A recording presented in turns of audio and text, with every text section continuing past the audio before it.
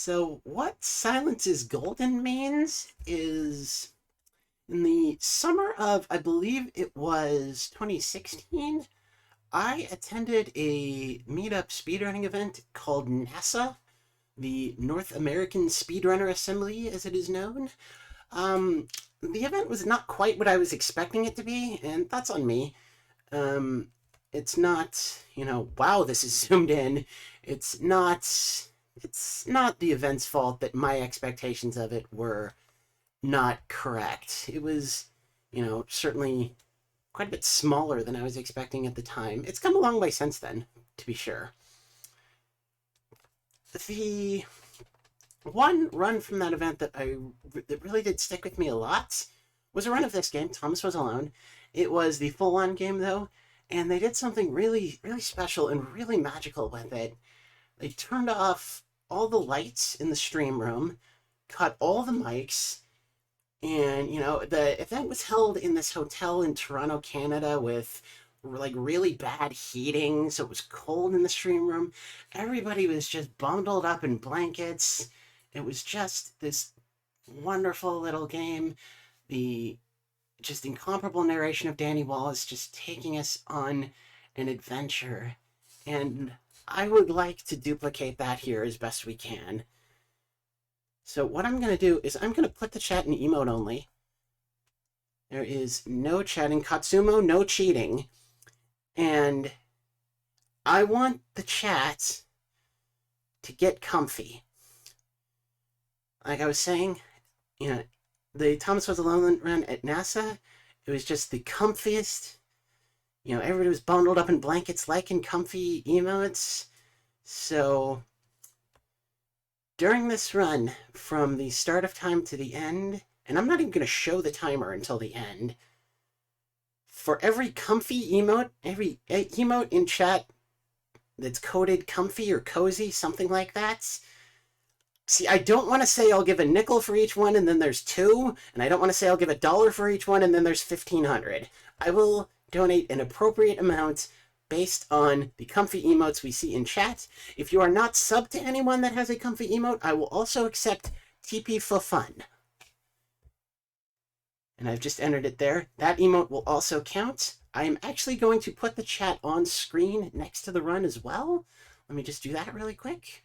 Although this will surely not be how I go back and count the, possibly, hopefully millions of emotes that we see. Not literally millions, of course, but lots of emotes.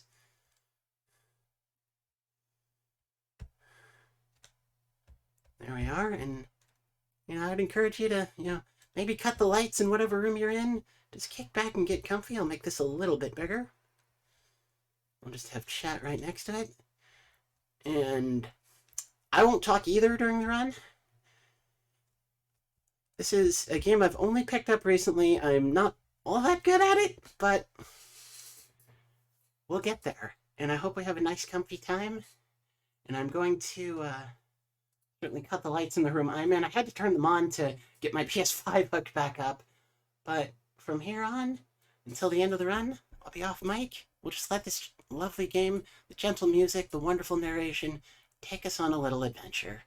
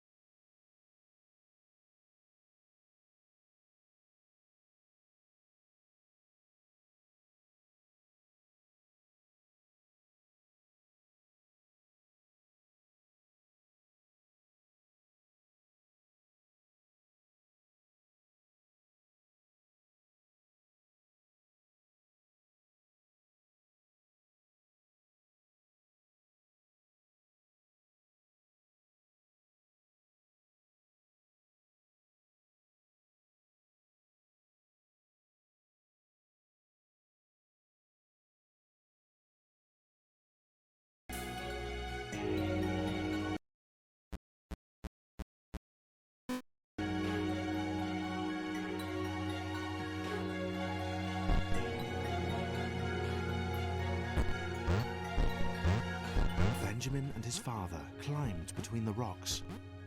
If they moved fast enough, they could probably see the fountain before darkness fell. Benjamin had brought sandwiches especially. They had no crusts. Benjamin's father insisted on that. They were meticulously crafted, packed away in neat boxes. For as many cycles as he could remember, Benjamin had made the climb with his father. Every time, the glow felt closer, more tangible. Benjamin hoped that one day he'd be able to reach out and touch it.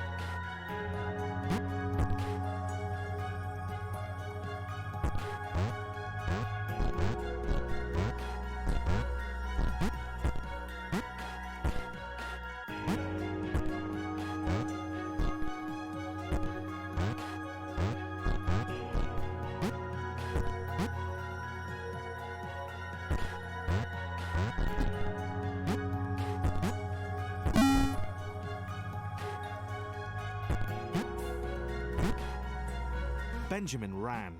His father had sent word that it was ready, that it was actually done.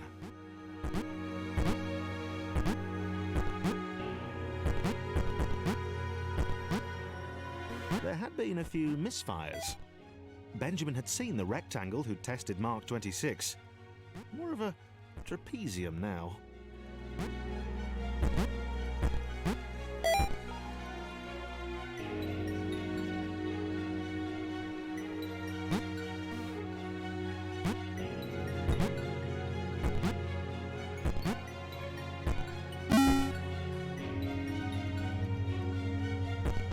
The jetpack was glorious.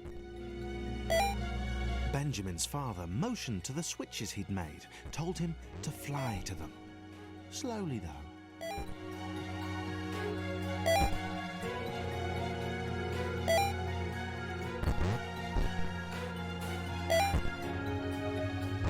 Benjamin ignored him, of course, hitting the sequence as quickly as possible.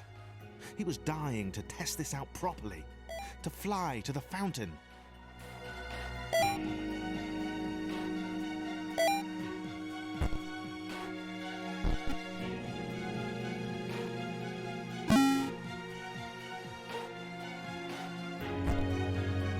Just a quick flight up to the fountain. Benjamin was sure his father wouldn't mind. The locked doors were a precaution. The spike walls, a friendly reminder to be aware of his surroundings.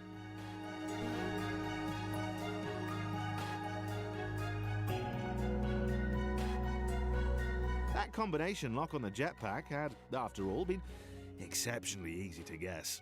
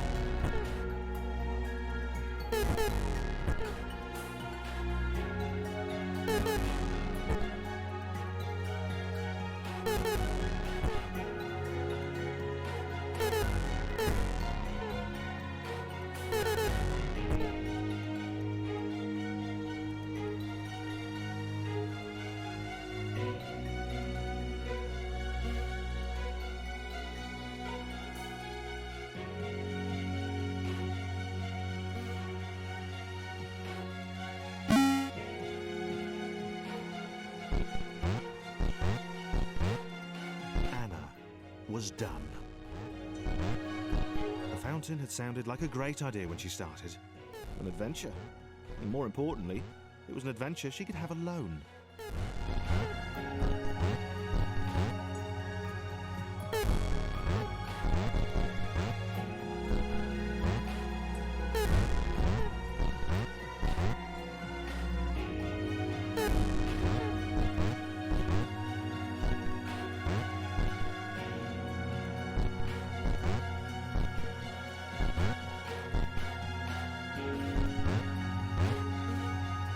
But she hadn't been alone, and they had seen her.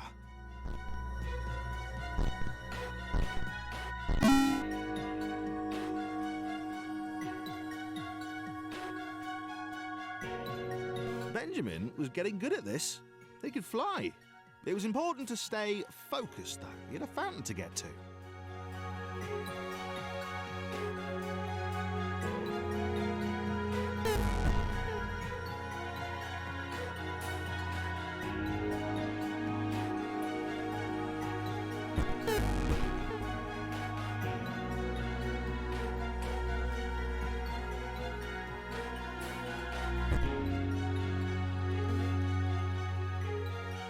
Get to the fountain, touch it, get home for dinner. His father wouldn't even notice he'd gone anywhere.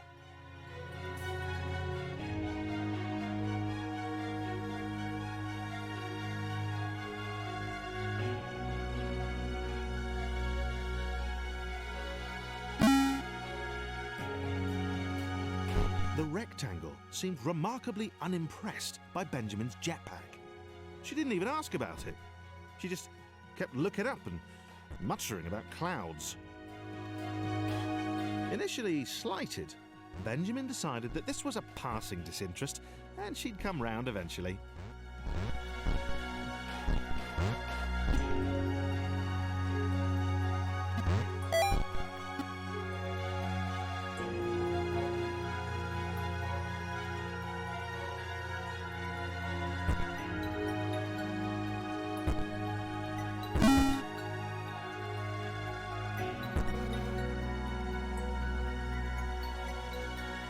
Anna tried to talk the obnoxiously single-minded Square out of his plan. She should have left him, taken the next portal home and forgotten about that big spluttering machine he kept motioning at heroically.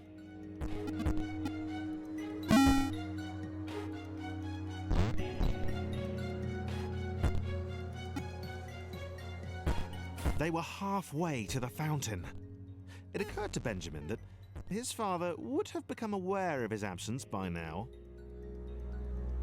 Benjamin hoped that he'd be forgiven. You know, the folly of youth.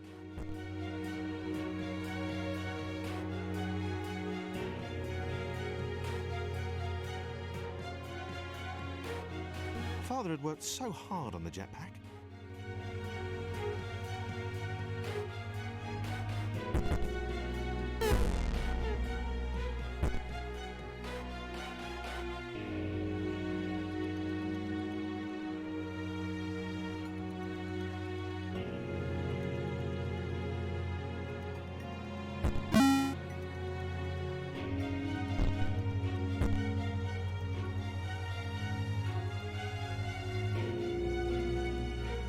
Anna tried again.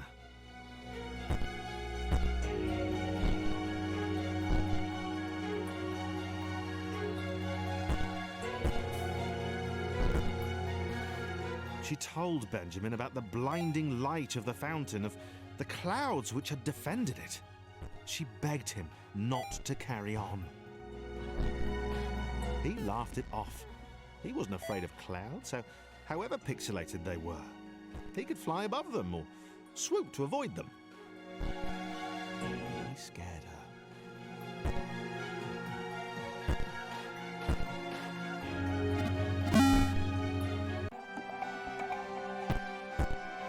Sarah was awed by the square.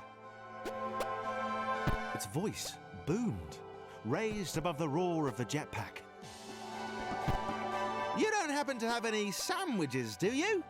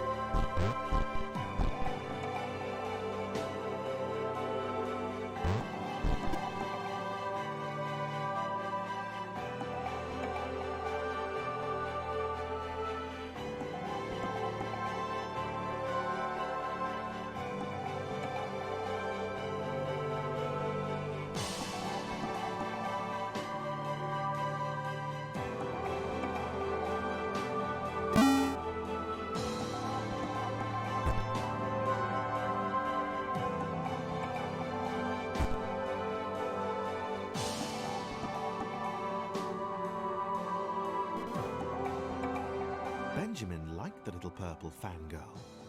She was kind of cute. And she seemed really impressed with his jetpack. This was how Anna should have been looking at him all this time. But no, she was pure naysaying. She did understand the dream he had, the importance of what he was doing. That double jump was cool too.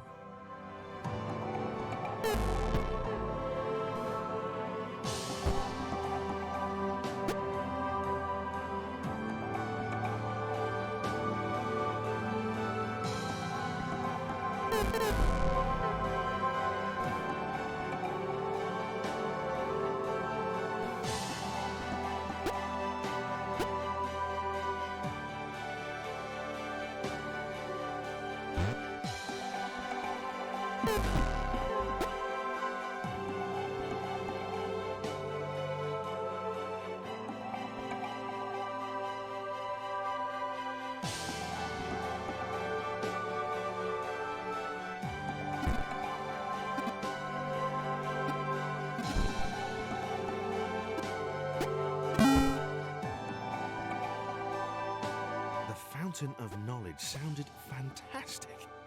Benjamin hadn't told her what it was, really. She suspected he didn't know. He ploughed off ahead while she jumped behind him, helping the increasingly resigned Anna.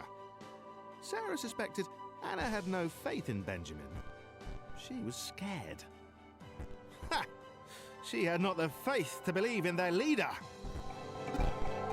Sarah found herself thinking more epically. She suspected it was Benjamin's heroism. Well, every hero needed a faithful...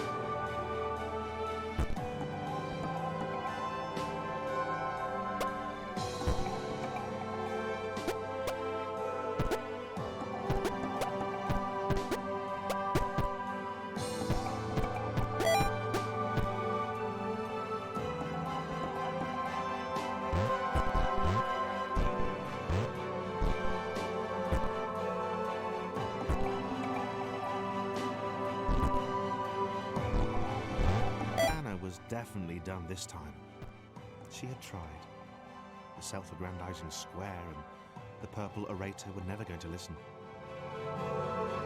She locked the door behind herself. She would stay here where it was safe. She could wait a few cycles. Who knew? Maybe this would be enough.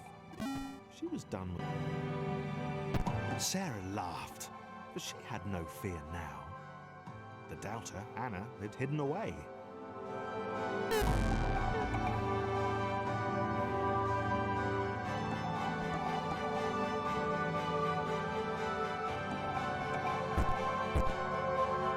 Benjamin carried her even higher. He swore the fountain was close, that soon she would see him touch it. He said it would reveal great things.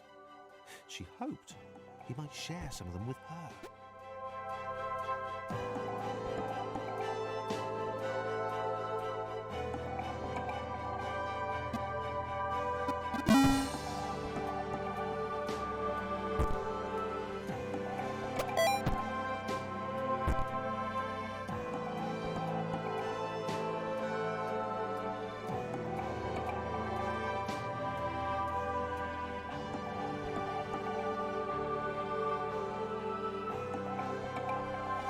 The world surrounding the fountain was brighter than the rest. Light seemed to engulf the space around it, pouring into the chambers. Benjamin was close. The jetpack was working. Benjamin thought of his father again. He thought about how proud the big square would be of what he'd accomplished.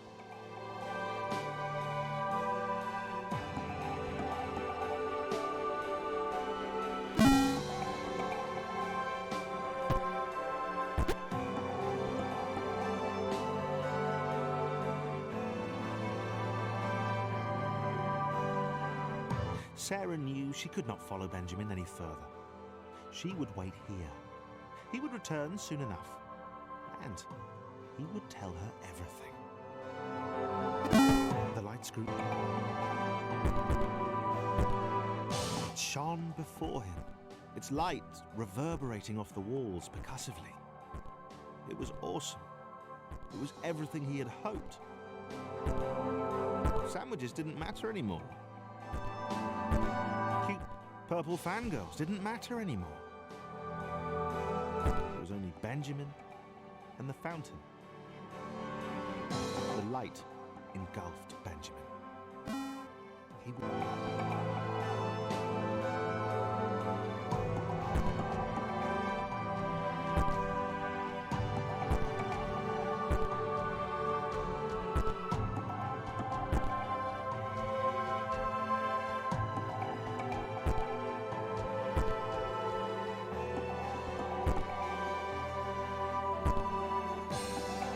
Benjamin was blind. He had seen shadows, bright lights, data in innumerable and unimaginable combinations, and then it had gone. He wasn't ready. He sat. There was nothing else to do. He'd try and find his way home tomorrow.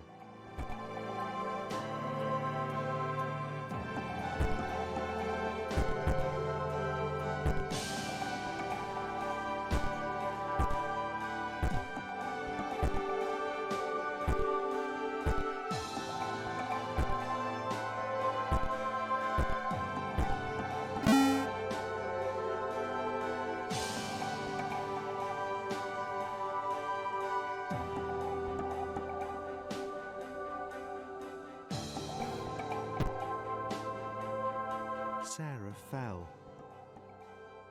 Benjamin was stuck up there. She had no idea if she'd ever see him again. The fountain had destroyed everything. It had unleashed the clouds. It had blinded Benjamin.